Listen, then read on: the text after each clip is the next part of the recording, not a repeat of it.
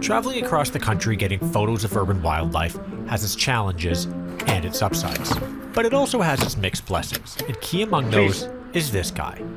This is Mark Utley, one of the show's camera operators, and we happen to be shooting this episode in his hometown of Saskatoon. Easy, right? We've worked and traveled together a lot, Oh, it's supposed to go down. and we've become like brothers. And as anyone with a brother knows, spending loads of time together can be interesting. These idiots just leave the carts here. My name is Andrew Budziak, and I am an urban wildlife photographer. Cities across Canada are home to some remarkable animals that we don't often know are even there. So in this series, I'm traveling coast to coast, using photography to tell the stories of some awesome urban wildlife. Each stop along the way has its own unique assignment, challenges, and adventures. So grab your camera. Things are about to get wild.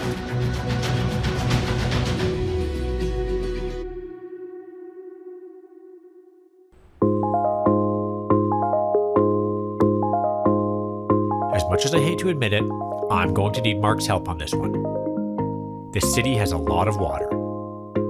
And the beavers I'm here to photograph know the waterways much better than I do.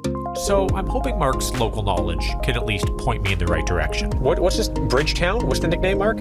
City of Bridges. City of Bridges. I think the best chance to find some of these beavers would be to head to a bridge. There are a lot of them. So I'm gonna go swing by a few with my camera and see what's there.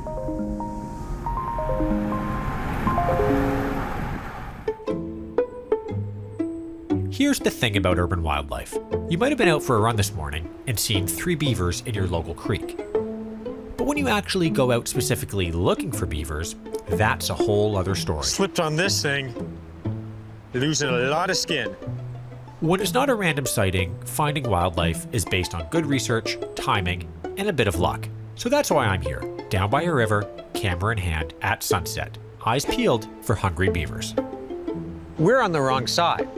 Unfortunately, all of the tasty branches seem to be on the other bank. So we can take the train bridge there. We can walk across that thing. I'm not doing that. I'm not walking across that bridge. Come on, let's walk across. It'll be great. It'll take you way longer to drive around. Walk back there. Okay, all right. Come on, use your legs. Which way? I have no clue. Oh, God. Oh, what a view. Told you, it's way better than driving. Oh, I don't have a fear of heights, but making my stomach churn. Oh, God. I think there might be pelicans down there. I did my research about urban wildlife in Saskatoon. I had no idea that there were pelicans in the city. I know there are a lot of locals laughing at me right now for not knowing that. Give me a break from Toronto. I know I should be focusing on finding beavers, but pelicans are magnificent. So I picked a spot where I could photograph the birds and keep an eye open for beavers. Look at this beauty. Saskatoon is an exceptionally cool place when it comes to urban wildlife. The city and its residents have done a good job of just leaving urban wildlife alone. And the results are spectacular. Pelicans are stunning. One of the reasons they're so great to photograph is they do a lot of things in tandem. They fish together. They form these lines or C-shapes to drive fish into a tight little group, and then they dive for them. These are the kind of scenes you get when you leave wildlife alone.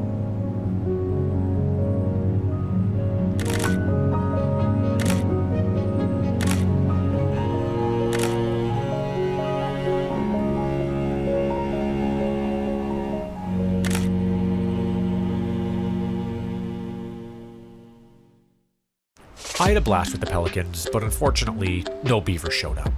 And I was getting nervous. There's a lot of water in this town, which means the beavers have a big range. I needed a new plan for tomorrow. But as for tonight, I knew exactly what I wanted to do.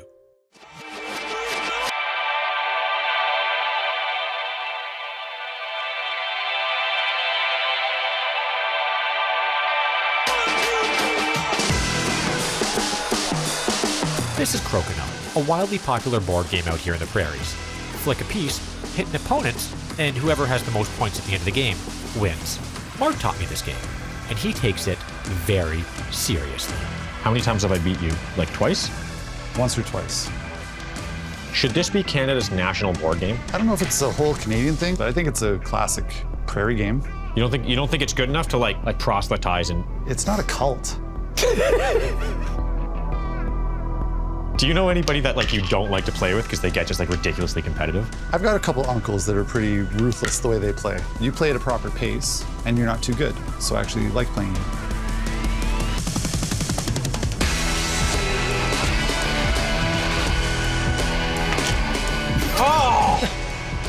The strategy for this game is intense. Along with needing to execute crazy precise micro movements in your fingers, you also have to think offensively and defensively at the same time. And one single good or bad move can turn a game around at the last minute. This is definitely the closest game we've ever had. Yeah, you're doing really well. You're probably going to win. Don't say that. Why not? Why do you say that?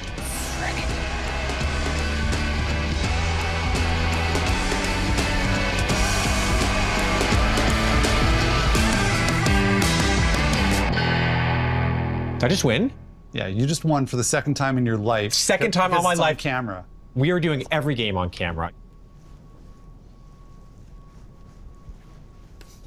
What was that? Another day, another hunt for beavers. I was feeling sharp and focused, but once again, the urban wildlife in this town provided a serious distraction. Oh, look at these things. Oh my God. Okay, look right here, to right, just to the right, just to the right.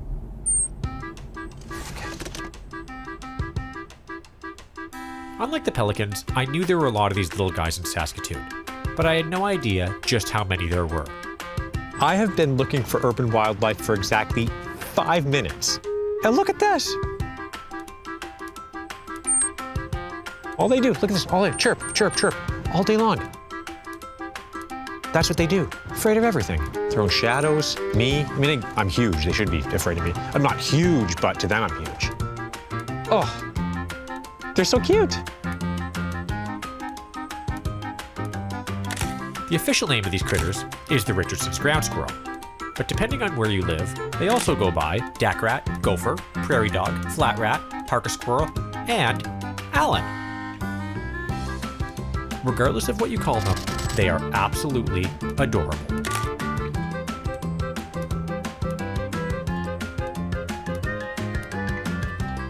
Oh my God, I'm happy. Okay, I can't believe I'm saying this, but we gotta go. Like, we gotta leave this awesomeness and go find some beavers.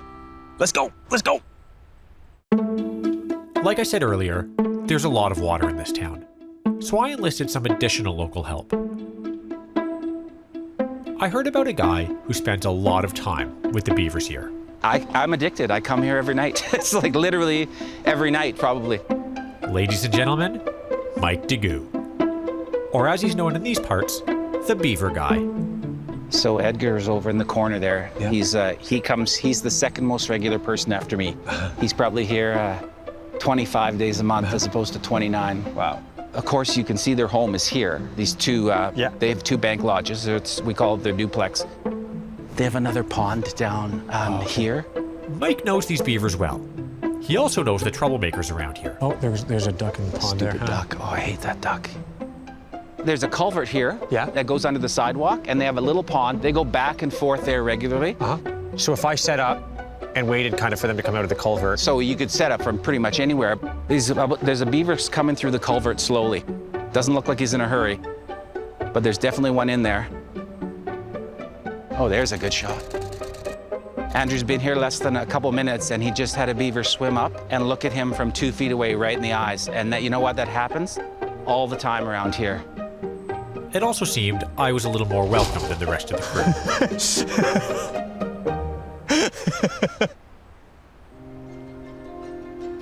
I don't know how these beavers chose to build a pond, because 5 years ago, none of this was here. This was all trees, and they just started building it up, trapping the water, deepening it, widening it, and now it's just this gorgeous spot on the curve. It's really an oasis right in the middle of the city.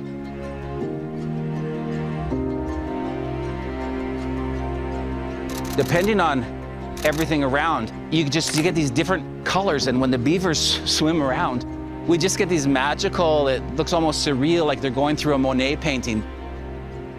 As they're swimming, these blues and greens and yellows and silvers mix with the ripples as they move around. Gorgeous. This was a magical spot, but I wasn't able to land a photo with a great urban background. I told Mike what I needed, and he said, leave it with him. If you're lucky enough to find yourself in Saskatoon on a beautiful summer day, I suggest heading to Cross Mount Cider. Everything they make is delicious. Thank you. And their grounds are beautiful. That cider is to die for, and I detect just a subtle hint of apple. While I wait for night to fall and for the beavers to become active again, Thank you. I thought I'd take a moment to explain why beavers are, well, saving our cities. Cue the misery. You may have heard that our planet is fucked. The climate crisis is destroying nature, our physical and mental health, and our urban infrastructure. Beavers can't help with those first few things, but they can help with the urban stuff. Increased flooding from rising sea levels and extreme weather is punishing our urban infrastructure. Have you had the pleasure of pumping water out of your basement in recent years? That's what I'm talking about. So what do beavers have to do with this miserable gift from the climate crisis?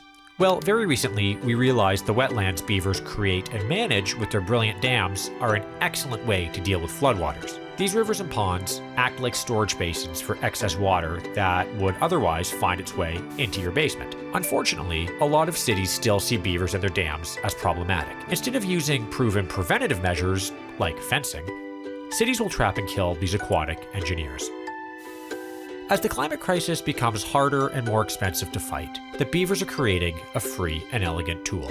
And for this to work in other cities, all we need to do is exactly what Saskatoon is doing. Sit back and let the beavers do their thing. And now it was time for me to do my thing. Funny enough, torrential rains were on their way, so I needed to get my photo ASAP. Mike told me to meet him down by the river. He had a plan. What's up? So the problem with the river beavers is they have a territory a kilometer long. Yeah. And they've only been on the east bank the past few weeks. Yeah. So I come here and I can scan most of their territory with binoculars. Yeah. And there's one in a really good spot right now. Okay. So follow me. I'll follow you. We are in hot pursuit now, boys. Hold on to your butts. This is about to get wild. You feel that adrenaline? This is beaver adrenaline. Mark, what's the speed limit here? I don't care. Don't tell me. I don't want to know. Oh, God. We are in hot chase. We are chasing beaver all over this town. Oh, my God, he's burning out. Holy shit, Mike, slow down. Mike! I'm not getting a ticket over this. I'm obeying the speed limit, I promise, for anybody watching this. I'm obeying the speed limit. My heart's going. How about you guys?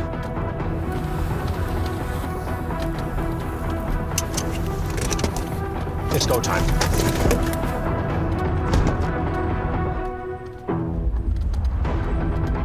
I'm just checking to see if that beaver's still sitting there. Oh my God, look at, he's just sitting in the water in front of the beach over there. Okay. I'm gonna. Oh, that would be the best. Oh God, I hope he stays there.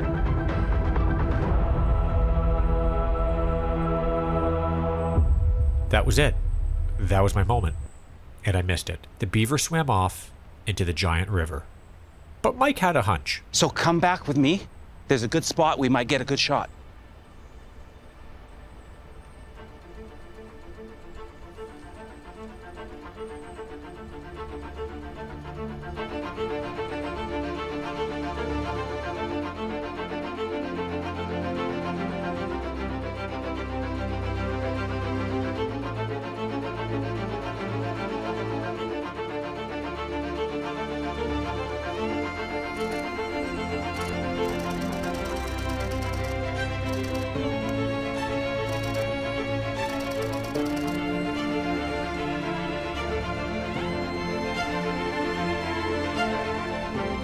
That was the absolute last second of light.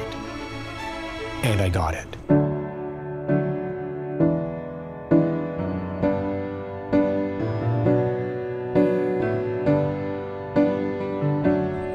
Perfect. And look. Is there paint on the rock? There's That a little just bit of adds paint, the a little urban bit of paint on the rock, graffiti on yeah. the rock. Oh, and I love his hand on the Yeah. rock. Perfect. So there it is. And then there's the bridge. There's the water. You got the sky on the macro. And what a night. That's awesome. This was really fun. All right. What a Awesome. day. Oh, What a now day. we gotta climb up. I need a beer.